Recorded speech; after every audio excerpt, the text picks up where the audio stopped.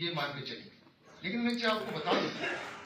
ये जो Allahabad high court के जज साहब शेखर यादव का ही बयान जिस तरह से इनके लिए गले का फांस बन गया और खबर आ रहा ये है भी नहीं कि है शेखर यादव जिस तरह से इसमें 8 बुराइयां जो दिसंबर हमको को बताते बयान हैं दिए वो भी मुस्लिम वहां से समुदायों बताते को हैं। लेकर के, जिसके बाद से अब सुप्रीम तो कोर्ट इस चार मामले की पेपर थे, संज्ञान पीछे गिरे, लिया है और इलाहाबाद हाई कोर्ट तो से इनको इस तलाक जज के साहब बाद का पूरा तलाक के ब्यौरा भी बाद मांगा है। आइए पूरी खबर इनको समझाते मार हैं। दिया जाए, इससे वीडियो में अंत तक बने रहिएगा तभी समझ लेकिन पाएंगे। जो कठपुतला नमस्कार, है मेरा नाम शेखर विश्वजीत यादव, कुमार और आप देख रहे हैं वाक फॉर इंडिया न्यूज। लेकिन कहने में गुरेज नहीं जज है का कुर्सी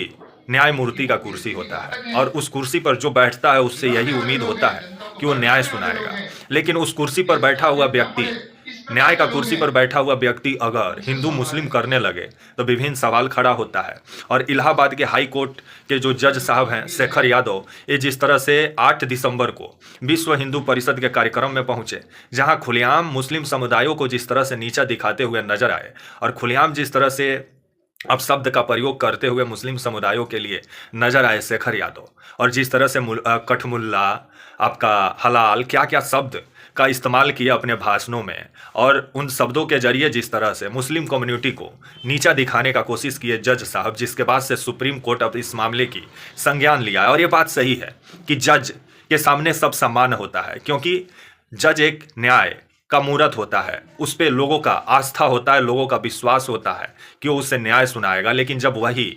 पक्षपात काम करने लगे तो विभिन्न सवाल खड़ा होता है। ये जज साहब है जो शेखर यादव, ये जो जो भी जजमेंट दिए होंगे उसका भी जांच होना चाहिए, क्योंकि इनके अंदर जिस तरह से एक समुदाय के प्रति जिस तरह से जहर भरा हुआ है, तो इनका जजमेंट भी कहीं जहर से भरा हुआ ना हो, क्योंकि इनका जजमेंट का भी जांच होना चाहिए कि जो जो ये जजमेंट इलाहाबाद हाई कोर्ट के जज रहते हुए दिए हैं वो जजमेंट कितना निष्पक्ष दिए होंगे, इनका भाषण से ही नजर आ रहा है। और खबर आ रहा है कि अब सुप्रीम कोर्ट इस मामले की संज्ञान लिया है, और जो सुप्रीम कोर्ट के मुख्य न्यायाधीश हैं आपके अभी संजीव खन्ना जी, और जिस तरह से खबर आ रहा है कि सुप्रीम कोर्ट का जो प्रशासनिक विभाग है वो इस मामले की संज्ञान लिया है, और इलाहाबाद हाई कोर्ट से ये जज साहब है जो शेखर यादव, इनका पूरा ब्यौरा मांगा गया है। तो आने वाले समय में सुप्रीम कोर्ट इनको हटा भी सकता है इलाहाबाद हाई कोर्ट से, क्योंकि जो सूत्रों के हवाले से खबर आ रही है, क्योंकि सुप्रीम कोर्ट इस मामले को लेकर के काफ़ी गंभीर है, क्योंकि कुछ वकीलों के द्वारा सुप्रीम कोर्ट के मुख्य न्यायाधीश जो है संजीव खन्ना, उनको भी लेटर लिखा गया है। तो वहीं ये भी खबर आ रहा है कि जो नगीना से सांसद हैं चंद्रशेखर और कुछ सांसद जो हैं वो राष्ट्रपति को इस प्रकरण को लेकर के चिट्ठी लिखे हैं, जो ये करतूत किए हैं जज साहब, जिस तरह से न्याय के कुर्सी पर बैठकर हिंदू मुस्लिम करने का काम किए हैं, जिसके बाद से अब